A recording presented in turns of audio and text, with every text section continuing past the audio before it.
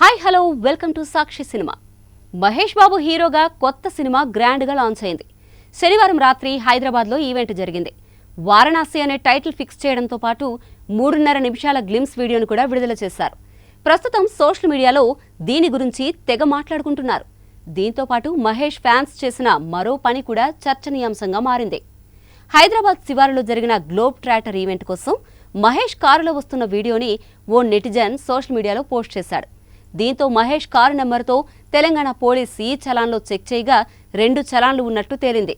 మహేష్ బాబు లాంటి హీరో కారుపై చలాన్లు ఉండడంతో ఈ విషయం టాలీవుడ్ ఫ్యాన్స్ మధ్య హాట్ టాపిక్ అయింది. ఇదంతా చూసి తట్టుకోలేకపోయిన ఓ అభిమాని మహేష్ కారుపై ఉన్న చలాన్లకు ఆన్లైన్లో డబ్బును చెల్లించేశాడు. ఈ వీడియో ఇప్పుడు వైరల్ అవుతోంది. మహేష్ బాబు వ్యక్తిగత కారుపై ఉన్న 2070 రూపాయల చలాన్ని ఓ ఫ్యాన్ స్వయంగా చెల్లించడం చూసిన పలువురు నెటిజన్లు ఇదెక్కడే అభిమానం బాబోయ్ అని మాట్లాడుకుంటున్నారు. వారణాసి సినిమా విషయానికొస్తే ఇందులో మహేష్ బాబు రాముడి పాత్రలోనూ కనిపించనున్నాడు. ఈ విషయాన్ని దర్శకుడు రాజమౌళి స్వయంగా వెల్లడించాడు.